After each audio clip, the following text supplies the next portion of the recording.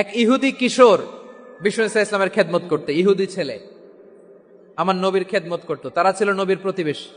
তো অনেকদিন হয় ইহুদি ছেলেটা আসে। এই পৃথিবীতে আল্লাহর সবচেয়ে বেশি প্রশংসা করেছেন বিশ্বনবী মুহাম্মদ সাল্লাল্লাহু, আবার নিজেও প্রশংসিত। আসসালামু আলাইকুম, কেমন আছেন সবাই? আশা করি সবাই ভালো আছেন।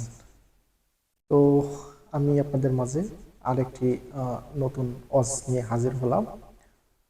তো আশা করি আমার এই ওয়াজটিও আপনারা প্রতিদিনের নিয়ে নেয় খুব মনোযোগ সহকারে দেখবেন এবং এর উপরে আপনারা আমল করার চেষ্টা করবেন। এই ওয়াজটা আপনাদের ভিতরে নিয়ে মনের ভিতরে গেঁথে রাখবেন। এই ওয়াজটা আপনারা সুন্দরভাবে উপলব্ধি করে এর যে সারমর্ম, এর থেকে যে আপনারা বুঝতে পারবেন ভালো দিকটা, আপনারা অবশ্যই বাস্তবায়িত করবেন আপনাদের পারিবারিক জীবনে, ইহ জীবনে। আপনারা এই ওয়াজটার যে মূল বিষয়বস্তু, এটা আপনারা উপলব্ধি করবেন এবং এর উপরে আমল করার চেষ্টা করবেন। সকলকে অসংখ্য ধন্যবাদ আমার এই ভিডিওটি দেখার জন্য। তো চলুন শুরু করা যাক আজকের আমার এই নতুন ভিডিও। এক ইহুদি কিশোর বিষ্ণু ইসলামের খেদমত করতে, ইহুদি ছেলে আমার নবীর খেদমত করত, তারা ছিল নবীর প্রতিবেশী। তো অনেকদিন হয় ইহুদি ছেলেটা আসে না। বিশ্বনবী খোঁজ দিলেন, ঘটনা কি? একটা ইহুদি ছেলে না আমার খেদমতে আসতো, ছেলেটা কই? খোঁজ নিয়ে জানলেন ছেলেটা অসুস্থ। বিষ্ণু ইসলাম ওই ইহুদির বাড়িতে চলে গেলেন ওই ছেলেটাকে দেখা করার জন্য, ভিজিট করার জন্য। সুবহানাল্লাহ পড়বেন না? গেলেন, যে দেখে ইহুদি ছেলেটা মুমূর্ষ, জান যায় যায় ভাব, বিছানায় পড়ে আছে, তার বাবা দাঁড়ানো। বিশ্বনবী তার মাথার পাশে বসলেন, মাথায় হাত বুলিয়ে দিলেন আর ছেলেটাকে বললেন, আসলিম, হে ইহুদি ছেলে, আসলিম, ইসলাম ধর্ম গ্রহণ করো। তো ছোট্ট ছেলে ভাবে আমরা ইহুদি, এখন ইসলাম ধর্ম গ্রহণ করলে আব্বা যদি বকা দেয়।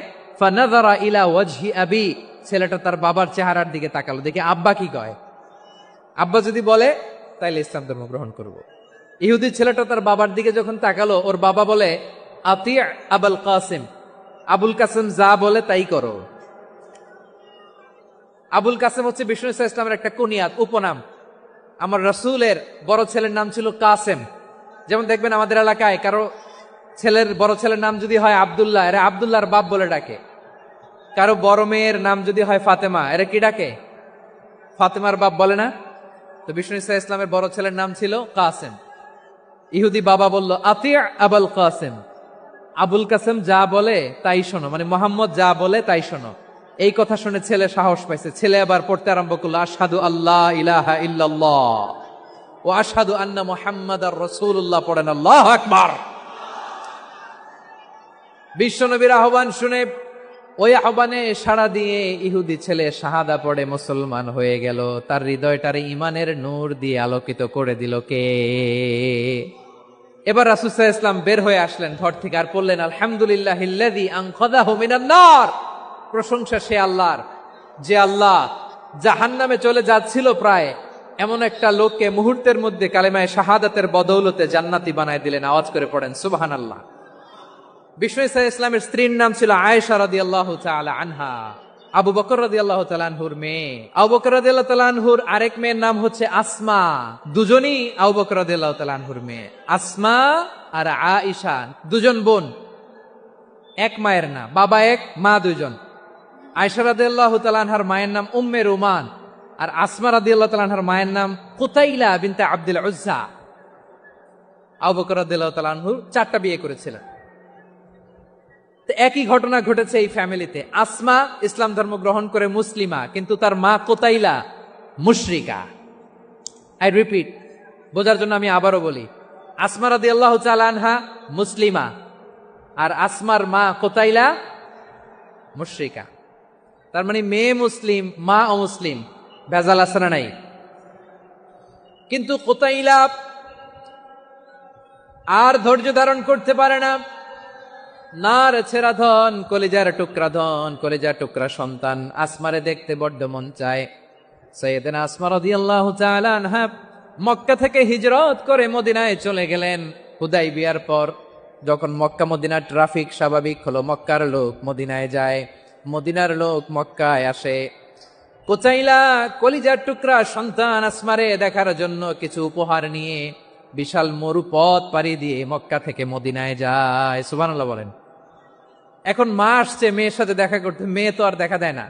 মেয়ে ভাবছে আমার মা তো মুশরিকা, অপবিত্রা, তার সাথে কি দেখা দেয়া যাবে? বিশ্বনবীর দরবারে চলে গেলেন। সুবহানাল্লাহ বলেন।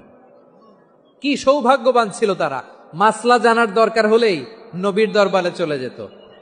ঘরে বউয়ের সাথে ঝগড়া হলে নবীর দরবারে চলে যেত। অনেক সাহাবী বলে আমার পেটে ক্ষুধা লাগলো আমি নবীর কাছে চলে যেতাম, কারণ নবীর চেহারার দিকে তাকালেই আমার পেটের ক্ষুধা মিটে যেত।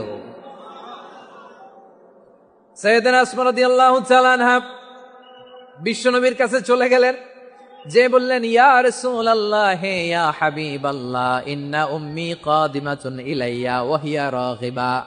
আমার মা মক্কা থেকে অনেক দূর মরুর পথ পাড়ি দিয়ে উপহার সামগ্রী নিয়ে মদিনায় আমার সাথে দেখা করতে এসেছে গো নবী। আমার জানতে বড্ড ইচ্ছে হয় আমি আমার মুশরিকা মায়ের সাথে একটু দেখা করতে পারবো কিনা। আফা আসিলুহা, আগে যেমনি আমি আমার মায়ের সাথে ভালো আচরণ করতাম, যেমনি আমি আমার মায়ের সাথে সদাচরণ করতাম গো নবী, এখন আমি মুসলিমা, মা মুশরিকা, এখনো কি আগের মতো সদাচরণ করতে পারবো নাকি? বিশ্বনবী বললেন নাম সিলিহা, হ্যাঁ রে আসমা, অবশ্যই অবশ্যই, আগে ঠিক যেমন তুমি তোমার মায়ের সাথে ভালো আচরণ করতে, এখনো তেমনি আগের মতো ভালো আচরণ করবা। আওয়াজ করে পড়েন সুবহানাল্লাহ। সপ্তম হিজরিতে বিষ্ণু ইসলাম সব সুপার পাওয়ারের কাছে চিঠি দিলেন। রোমান সম্রাটের কাছে, পারস্য অধিপতির কাছে, মিশরের অধিপতির কাছে, সবার কাছে চিঠি লিখলেন। চিঠির ভাষা ছিল এরকম, মিন মুহাম্মাদিন রাসূলিল্লাহ ইলা মুকাওকিস আযীমিল কিবত। মুহাম্মদ রাসূলুল্লাহর পক্ষ থেকে মিশরের বাদশার কাছে, আসলিম তাসলাম, ইসলাম মানো শান্তিতে থাকবা, সালামুন আলা মান ইত্তাবা আল হুদা, শান্তি তার জন্য যে হেদায়েতের অনুসরণ করে। সুবহানাল্লাহ পড়েন।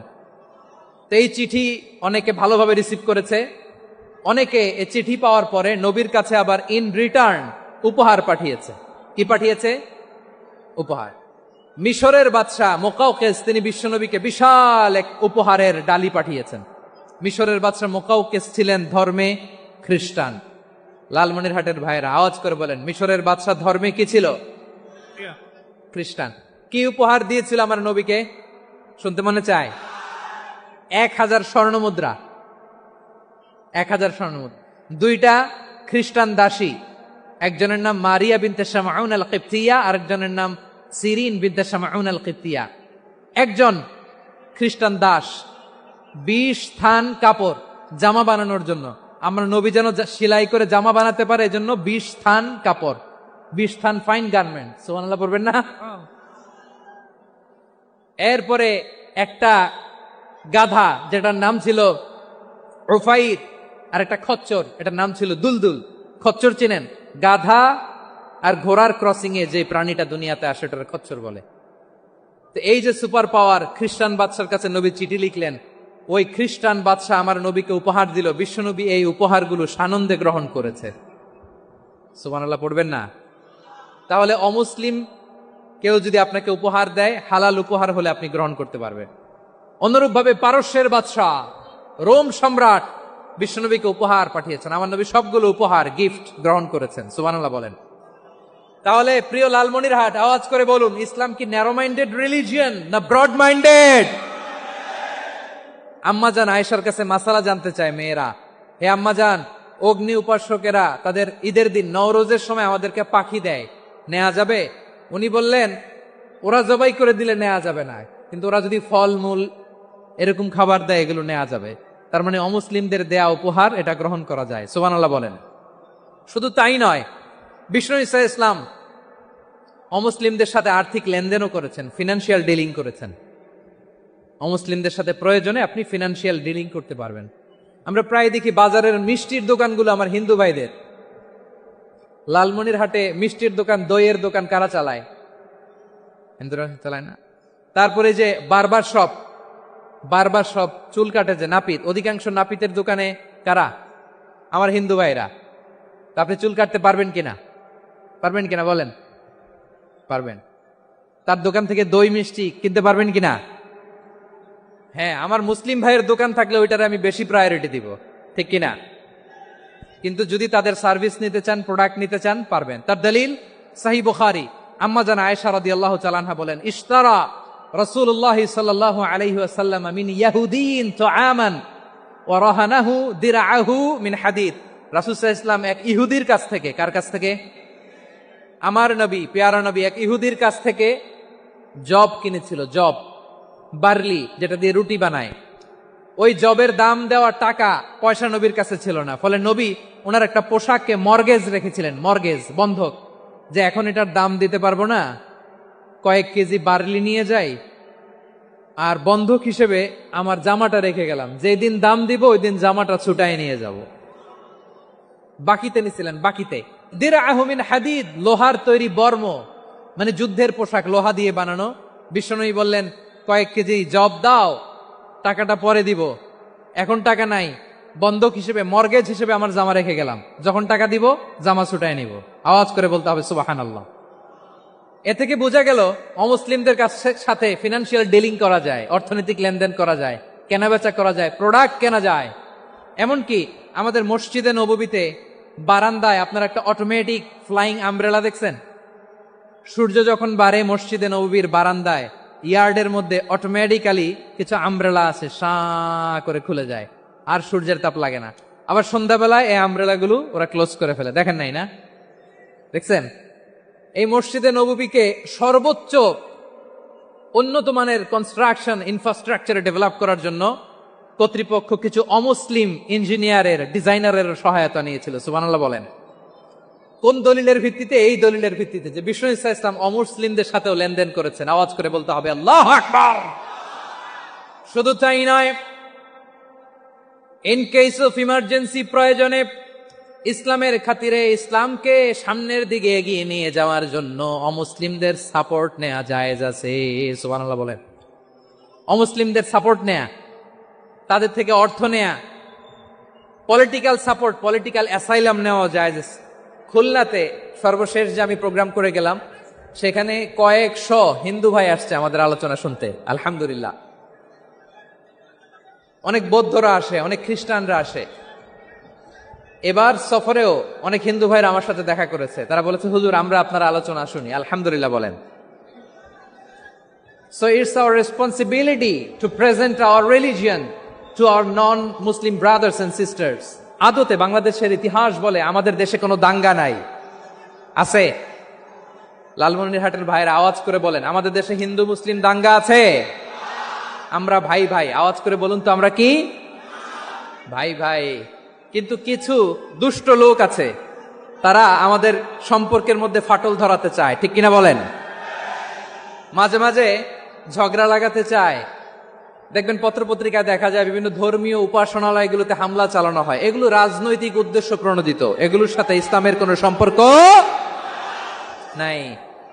এজন্য এই দুর্বৃত্তদের ব্যাপারে আমাদের সাবধান থাকতে হবে। আমরা সবসময় যেমনি ঐক্যবদ্ধ, ইউনাইটেড, আমরা যদি এরকম ইউনাইটেড থাকি, এই সমস্ত দুর্বৃত্তদের কালো হাত ভেঙে দিতে আমাদের 1 ঘন্টাও লাগবে না। চিল্লায় বলো ঠিক কিনা? আমরা সংঘবদ্ধ থাকবো। এই যে আমাদের পিসফুল কোএক্সিস্টেন্স, শান্তিপূর্ণ সহাবস্থান। হিন্দুরা পূজা করে, যেদিন হিন্দুদের পূজা অনুষ্ঠান, আমরা ওই দিন তাফসির মাহফিল করি না, ঠিক কিনা বলেন? যেদিন আমাদের তাফসিরুল কোরআনের প্রোগ্রাম, ওই দিন আমাদের হিন্দু ভাইরা ডিস্টার্ব করে না। সুবহানাল্লাহ। হিন্দুদের পূজা অনুষ্ঠানে মাদ্রাসার ছাত্র যে পাহারা দেয়, গোটা বিশ্বে এরকম দৃষ্টান্ত, নজির বিরল, ঠিক কিনা বলেন? আইন শৃঙ্খলা বাহিনীর পাশাপাশি মাদ্রাসার ছাত্ররা যে সেখানে পাহারা দেয়, গোটা পৃথিবীতে এই দৃষ্টান্ত আপনি পাবেন। মাদ্রাসার ছাত্ররা, তারা তো কোরআনের ধারক, তারা হাদিসের ধারক, তারা কেন মন্দির পাহারা দিবে? এই সম্প্রীতিকে ধরে রাখার জন্য, এই সৌহার্দ্যকে ধরে রাখার জন্য, আমাদের পারস্পরিক ভালোবাসাকে অটুট রাখার জন্য। আওয়াজ করে বলতে হবে ঠিক কিনা? এখন বলেন, আমাদের এই ভালোবাসা অটুট থাক, আমরা চাই কি চাই না? আমরা হিন্দু মুসলিম মিলেমিশে শান্তিপূর্ণ সহাবস্থান, সাম্প্রদায়িক সম্প্রীতি। লালমনিরহাটের ভাইয়ের আওয়াজ করে বলুন, এই সাম্প্রদায়িক সম্প্রীতি আমরা চাই কি চাই না? আল্লাহ এই দেশকে তুমি বরকতময় করো, বাংলাদেশকে তুমি শান্তিময় করো। আওয়াজ করে সবাই বলেন আমিন। এই জায়গাটাতে সামান্য একটু আওয়াজ হচ্ছিল, এটাও থেমে গেছে। আলহামদুলিল্লাহ, আলহামদুলিল্লাহ। এখন একেবারে everything is in my control. মাশাআল্লাহ। ঠিক আছে, আমি মূল আলোচনায় যাই। প্রিয় ভাইরা, আমি বলেছিলাম আমার আলোচনার বিষয় হচ্ছে শান্তিপূর্ণ সহাবস্থান, সাম্প্রদায়িক সম্প্রীতি। আমরা দেখব ইসলাম আমাদেরকে কি কি দিক নির্দেশনা দেয়। আমি আপনাদের খেদমতে সূরাতুল আনআমের 108 নম্বর আয়াত তেলাওয়াত করেছি। এখানে আল্লাহ রাব্বুল ইজ্জা ওয়াল জালাল তিনি ইরশাদ করছেন, ওয়ালা তাসুব্বুল্লাযীনা ইয়াদউনা মিন দুনিল্লাহি ফায়াসুব্বুল্লাহা আদওয়াম বিগাইরি ইলম কাযালিকা যায়্যান্না লিকুল্লি উম্মাতিন আমালাহুম সুম্মা ইলা রাব্বিহিম মারজিউহুম ফায়ুনাব্বিউহুম বিমা কানু ইয়ামালুন। রব্বুল আলামিন বলেন, গোলাম ও আমার ইমানদার বান্দারা শোনো শোনো, ও আমার বিশ্বাসী বান্দারা শোনো শোনো, লা তাসুব্বুল্লাযীনা ইয়াদউনা মিন দুনিল্লাহ ফায়াসুব্বুল্লাহা আদওয়াম বিগাইরি ইলম। ও আমার বিশ্বাসী বান্দারা, যারা আল্লাহকে ব্যতি রেখে, আল্লাহকে বাদ দিয়ে অন্য উপাস্যকে ডাকে, দেবীর পূজা করে, দেবতাদের পূজা করে, তোমরা খবরদার তাদের গালি দিও না। আওয়াজ করে বলেন, কি দিও না? আল্লাহ বলেন, ও বিশ্বাসীরা শোনো, যারা আল্লাহকে বেছে রেখে দেবীর পূজা করে, অন্য উপাস্যের পূজা করে, তাদেরকে ডাকে, ওই দেবতাদেরকে তোমরা গালি দিও না। যদি ওই দেবতাদেরকে গালি দাও, তাহলে ভুলবশত, শত্রুতাবশত তারা তোমাদের রব আল্লাহকে গালি দেবে। ঠিক কিনা? তোমরা যদি তাদের দেবতাদের গালি দাও, ওরা রেগে তোমার আল্লাহরে গালি দিবে, তাহলে আল্লাহরে গালি খাওয়ানোর কারণ হয়ে গেলাম আমি। ঠিক কিনা বলেন? রব্বুল আলামিন বলেন, খবরদার বিশ্বাসীরা, আল্লাহ ছাড়া যারা অন্যান্য উপাস্যদেরকে ডাকে, দেবতাদেরকে ডাকে, তাদেরকে তোমরা গালি দিও না। ওই সমস্ত দেবতাদেরকে যদি তোমরা গালি দাও, তাহলে তারা আল্লাহকে গালি দিবে। ঠিক কিনা বলেন? আমরা দেবতাদের গালি দিলে ওরা আল্লাহকে গালি দিবে। রব্বুল আলামিন বলেন, খবরদার দেবতাদেরকে গালি দিও না, তাহলে ওরা। এই পৃথিবীতে আল্লাহর সবচেয়ে বেশি প্রশংসা করেছেন বিশ্বনবী মুহাম্মদ সাল্লাল্লাহু আলাইহি ওয়াসাল্লাম। আবার নিজেও প্রশংসিত। ওনার এক নাম আহমদ, মানে যিনি সবচেয়ে প্রশংসা করে। আবার মুহাম্মদ মানে নিজেও প্রশংসিত। জান্নাতীদেরকে নিয়ে বিশ্বনবী যখন কিয়ামতের দিন বিচার শেষে জান্নাতের দরজায় যে কড়া নাড়বে, ওই দিন বিশ্বনবীর হাতে একটা পতাকা থাকবে। ওই পতাকার মধ্যে ওই শব্দটা লেখা, সূরাতুল ফাতিহার প্রথম শব্দ যেটা। সূরাতুল ফাতিহার প্রথম শব্দ কি? আলহামদু। বিশ্বনবীর হাতের পতাকায় ওইটা লেখা থাকবে, লিওয়াউল হামদ, প্রশংসার পতাকা। সুবহানাল্লাহ পড়বেন না? তার মানে আমরা এই সিদ্ধান্তে উপনীত হলাম যে সব সময় প্রশংসা করতে হবে একজনের। তিনি কে? আল্লাহ বললেন, আলহামদু আলহামদু লিল্লাহ। সব প্রশংসার মালিক হলেন আল্লাহ। কি সুন্দর নাম তার, কি মজার নাম। আলিফ লাম লাম হা, আলিফ লাম। সবাই বলেন, আলিফ লাম লাম হা। আওয়াজ করে, আলিফ লাম লাম হা। এটা কার নাম? আল্লাহর নামটা জপতে কেমন লাগে? হৃদয় থেকে এই গভীর রাতে আল্লাহর একটা ডাক দেন তো, বলেন আল্লাহ। প্রাণটা জুড়িয়ে আবারও আল্লাহরে ডাকেন, বলেন ইয়া আল্লাহ। নামটা মজা লাগে না? আল্লাহ বলেন, হুয়াল আউয়াল ওয়াল আখির ওয়াল যাহির ওয়াল বাতিন। তিনি প্রথম, তিনি শেষ, তিনি প্রকাশ্য, তিনি গোপন। সুবহানাল্লাহ। তার মানে প্রথমে কে, শেষে কে?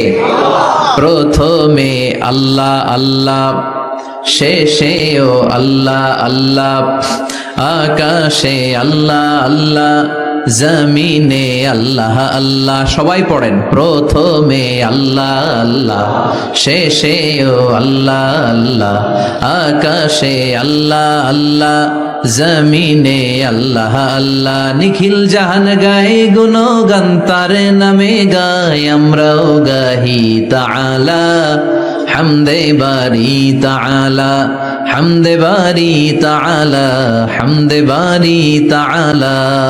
সুবহানাল্লাহ পড়েন। আলহামদুলিল্লাহ, সকল প্রশংসার মালিক কে?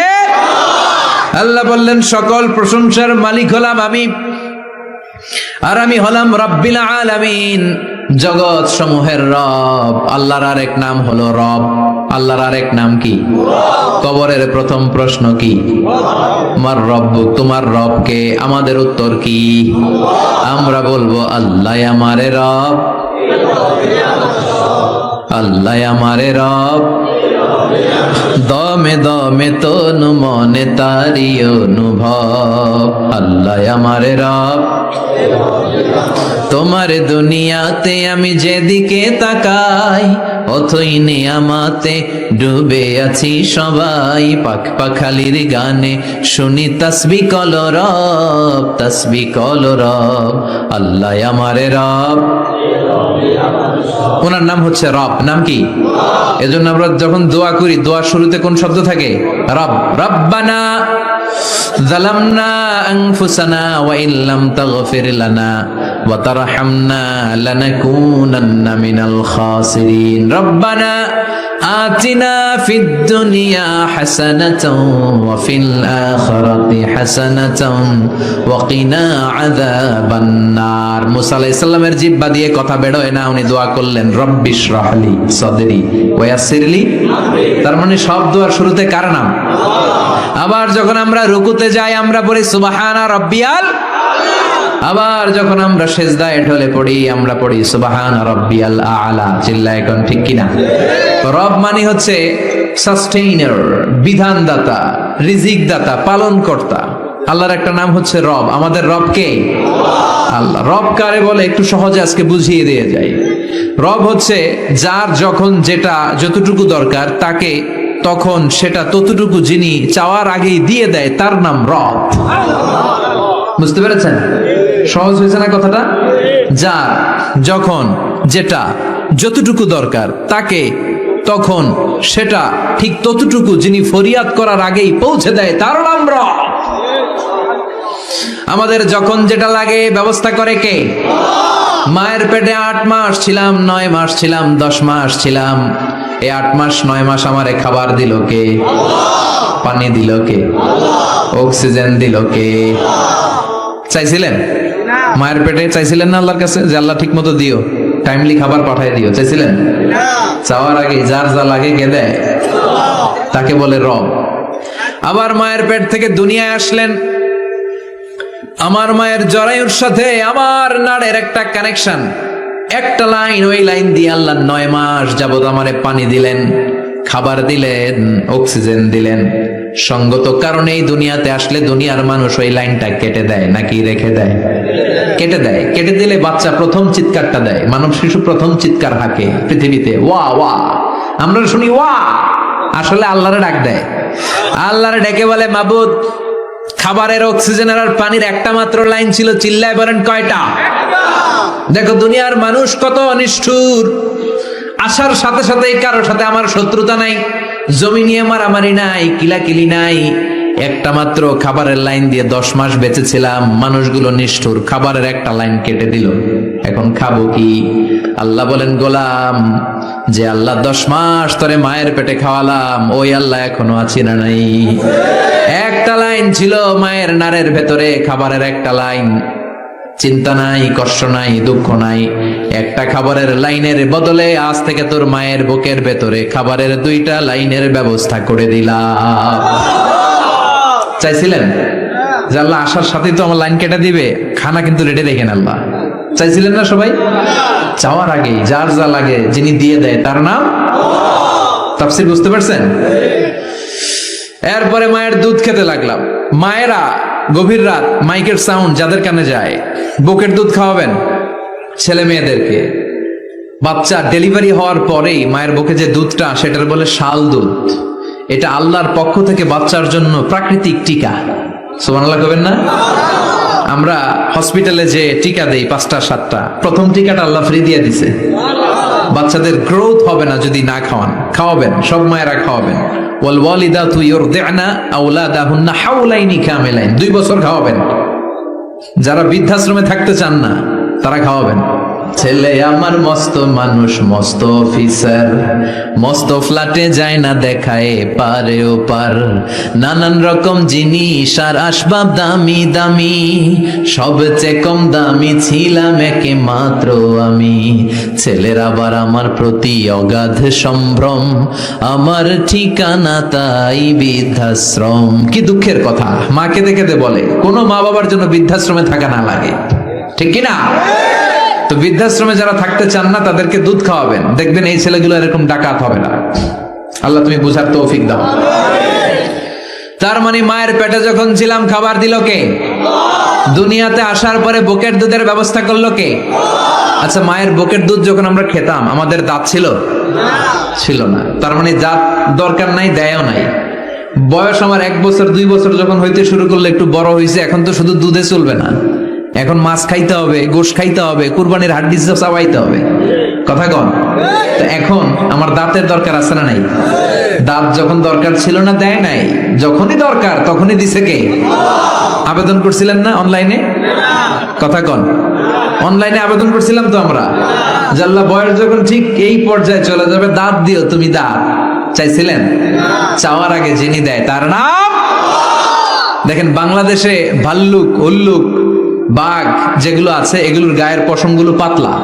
এই বাঘই যেগুলো স্ক্যান্ডিনেভিয়ান কান্ট্রিগুলোতে, সাইবেরিয়াতে আছে, ডেনমার্কে আছে, সাইবেরিয়াতে, তারপর নরওয়েতে, অসলোতে যেই বাঘ ভাল্লুকগুলো আছে ওদের চামড়া ইয়া মোটা, মনে হয় যেন প্রাকৃতিক কম্বল দিয়ে আল্লাহ এই সিংহটারে তৈরি করছে।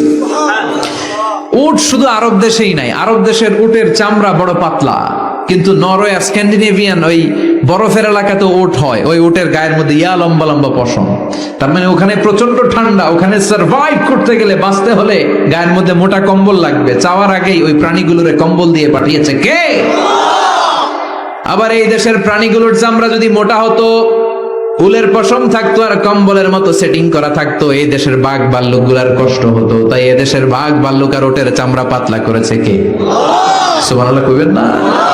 যার যখন যেটা যতটুকু দরকার তাকে তখন সেটা ততটুকু চাওয়ার আগে যিনি দেয় তার নাম আল্লাহ। বললেন আমি হলাম রব্বিল আলামিন, জগৎ সমূহের রব।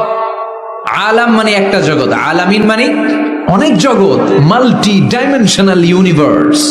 উদ্ভিদ জগতের রব তিনি, প্রাণী জগতের রব তিনি, সাগর জলের অতল গহ্বর জগতের রব তিনি, মহাকাশের জগতের রব তিনি, সৌর জগতের রব তিনি, অদৃশ্য জগতের রব তিনি। চিল্লায় বলেন ঠিক কিনা? এজন্য আল্লাহ বললেন আলহামদুলিল্লাহ রাব্বিল আলামিন, যত জগৎ আছে সব জগতের রব আল্লাহর জন্য প্রশংসা। রাজি আছেন? আর রহমানির রহিম, তিনি দয়ার সাগর, তিনি দয়ালু, তিনি মায়াবী, তার মায়ার শেষ নাই, তার দয়ার শেষ নাই, তিনি দয়ার সাগর। আল্লাহ তুমি দয়ার সাগর, রহমানুর রহিম, তোমার দয়াই পূর্ণ আমার সারা নিশিদিন। সুবহানাল্লাহ পড়েন। আল্লাহ বলেন রাহমাতি ওয়াসিআত কুল্লা শাই, সব জায়গায় আমার রহমত বিস্তৃত, এমন কোন জায়গা নাই যেই জায়গায় আমি আল্লাহর রহমত নাই। আল্লাহর রহমত ছাড়া পৃথিবীতে কিছু হয় নাকি? এই যে আজকে বসে আছি ওয়াজ শুনতেছি, কার রহমতে? কার দয়ায়? আল্লাহ বললেন এই রহমত, দয়ার, ভালোবাসারে আমি সৃষ্টি করার পরে 100 টুকরা করলাম। কয় টুকরা? 100 টুকরা করার পরে নিজের মধ্যে আমি 99 টুকরা দয়ার ভালোবাসা রেখে দিলাম। 1 টুকরা দয়া মায়া পৃথিবীর সবার মাঝে ঢেলে দিলাম। সাইয়েদনা আদম থেকে শুরু করে up to the day of judgement, কিয়ামত পর্যন্ত সবার মাঝে আল্লাহ রহমতের 1 টুকরা দিছে, ছিটে ফোঁটা। হুজুর পাইছে একটু, আমি পাইছি একটু, উনি পাইছে, উনি, সবাই মিলে আমরা 1 ফোঁটা ভাগে যোগে পাইছি দয়ার ভালোবাসা। সবাই মিলে 1 ভাগ ভালোবাসার, আর 99 ভাগ ভালোবাসা কার? ওনার ভালোবাসা বেশি না কম? 1 ভাগ ভালোবাসা আমরা পেয়ে পৃথিবীতে ভালোবাসার গানের শেষ নাই, ভালোবাসার মুভির শেষ নাই, ভালোবাসার উপন্যাসের শেষ নাই। 1 ভাগ ভালোবাসা আমরা পেয়ে কত ভালোবাসার গান, নাটক, সিনেমা। তো 1 ভাগ ভালোবাসার ঠেলা যদি এমন হয় যার মধ্যে তিনি 99 টুকরা ভালোবাসা রেখে দিয়েছেন, তার ভালোবাসাটা কত? 1 টুকরা টুকরা ভালোবাসার নমুনা হিসেবে আমরা দেখি ছেলের জন্য বাবা জীবন দেয়, আছে না নাই? ছেলের অ্যাক্সিডেন্ট থেকে বাঁচাতে যে ছেলেটারে ধাক্কা মেরেছে, গাড়ি এসে বাবারে থেতলে ফেলেছে। বন্যার পানিতে মা ডুবে যায়, ছোট কন্যাটারে বালতির মধ্যে ধরে রেখেছে, পানি খেতে খেতে মা দুনিয়ায় নাই, মেয়েটা মরে নাই, আছে না নাই? এক টুকরা ভালোবাসার ছিটে ফোঁটা তুমি পেয়েছো। তার নমুনা যদি এমন হয়, 99 টুকরা ভালোবাসা নিয়ে যিনি আরশের উপরে আছে, তার দয়া কোথায়? Do you feel that? Do you imagine that? আপনি কি এটা ফিল করেন? আপনাকে ফিল করতে হবে। এজন্য আল্লাহ বলে, গোলাম 24/7, 24 ঘন্টা আমার দরজা খোলা। কত পাপ করেছিস, কত অন্যায় করেছিস, কত পর্নোগ্রাফি দেখেছিস, কত হিন্দি সিনেমা দেখেছিস, কত অশ্লীল মেয়েদের নাচ দেখেছিস, রাত্রিবেলা নেকেড ভিডিও দেখেছিস, কত অন্যায় করেছিস, আজও আমার দরজা তোর জন্য খোলা আছে না নাই? চোখের পানি ছাড়, যায় নামাজটা বিছিয়ে দে, 2 রাকাত নামাজ পড়ে আমারে ডাক দে, ডাক দেওয়ার সাথে সাথে তোর দোয়া কবুল হয়ে যাবে। কত পাপ করেছিস, আল্লাহ ডেকে বলে, তোর পাপ যদি হয় খালের পানির সমান, বিলের পানির সমান, আমি আল্লাহর দয়া তো সাগরের পানির সমান। তোর পাপ যদি হয় পাহাড়ের সমান, জেনে রাখ আমি আল্লাহর দয়া আকাশের সমান। ভরসা লাগে? আল্লাহর উপর ভরসা লাগে না? মনে রাখবেন, এখানে আমরা সবাই পাপী। আমরা কি? কুল্লুকুম খাত্তাউন খায়রুল খাত্তাইন আত-তাওয়াবুন। সবাই পাপী, কিন্তু সবচেয়ে ভালো পাপী ওই পাপী যেই পাপী পাপ করার পরেই তওবা করে। তওবা করতে রাজি আছেন তো? যত পাপ আপনার হোক, টেনশন নাই, আমাদের ভরসা একজনের উপর। চিল্লায় বলেন, তিনি কে? বনি ইসরাইলের এক আবেদ 100 বছর ইবাদত করেছে। কিয়ামতের দিন আল্লাহ খুশি হয়ে বলবেন, ও আল্লাহর ওলি, উদখুলিল জান্নাতা বিরহমাতি, go to the paradise with my mercy. আমার দয়া আর ভালোবাসায় জান্নাতে ঢুক। আল্লাহর ওলি বলবে, বালবি আমালি, আপনার দয়া দিয়ে জান্নাত কেন? আমার আমল দিয়ে যেতে চাই, আমি নামাজ তো কম পড়ি নাই, তো দয়া লাগবে কেন আপনার? আল্লাহ বলবেন, তাই? আমার দয়া ছাড়া তুই জান্নাতে যেতে পারবি? কি আমল করেছিস তুই? ওকে, লেটস মেক এ ক্যালকুলেশন, চল একটা হিসাব করি।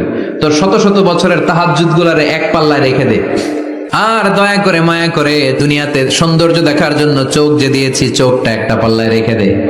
এক পাল্লায় 500 বছরের তাহাজ্জুদ, আরেক পাল্লায় কি?